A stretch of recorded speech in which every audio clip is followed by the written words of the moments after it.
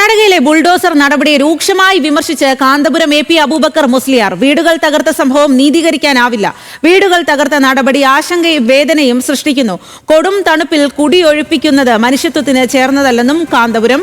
പ്രസാദ് ഉടുമ്പിശ്ശേരിയാണ് കൂടുതൽ വിവരങ്ങളുമായി ചേരുന്നത്. പ്രസാദ്, എന്തായാലും കർണാടകയിൽ നടന്ന സംഭവം മനുഷ്യത്വത്തിന്റെ പേരിൽ ആരും പിന്തുണയ്ക്കുന്നില്ല എന്നുള്ളതാണ്. കൂടുതൽ ആളുകൾ വിമർശനവുമായി രംഗത്തെത്തുന്നു. എന്താണിപ്പോൾ കാന്തപുരം പറയുന്നത്? കർണാടകയിലെ യലഹങ്കയിൽ നടന്ന ഈ നടപടിക്കെതിരെ വലിയ തോതിലുള്ള പ്രതിഷേധം തന്നെയാണ് ഉയർന്നു വരുന്നത്. കഴിഞ്ഞ ദിവസമാണ് ഫക്കീർ ലേഔട്ട്, വസീം ലേഔട്ട് കോളനികളിലെ 200ഓളം വീടുകൾ ബുൾഡോസർ ഉപയോഗിച്ച് തകർത്ത് കളഞ്ഞത്.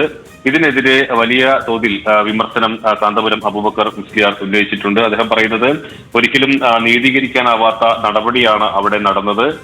എന്ത് തരത്തിലുള്ള കുടിയൊഴിപ്പിക്കലാണെങ്കിലും ഒരു തരത്തിലും മുന്നറിയിപ്പോ അല്ലെങ്കിൽ ഒരു തരത്തിൽ അറിയിപ്പുകളൊന്നും തന്നെ കൊടുത്തിരുന്നില്ല. ഇത് മനുഷ്യത്വത്തിന് ചേർന്നതല്ല എന്നുള്ളതാണ് അദ്ദേഹം അഭിപ്രായപ്പെടുന്നത്. മറ്റൊന്ന്, കർണാടക മുഖ്യമന്ത്രിയുമായെല്ലാം തന്നെ ആശയവിനിമയം നടത്തിയെന്ന് അദ്ദേഹം പറയുന്നു.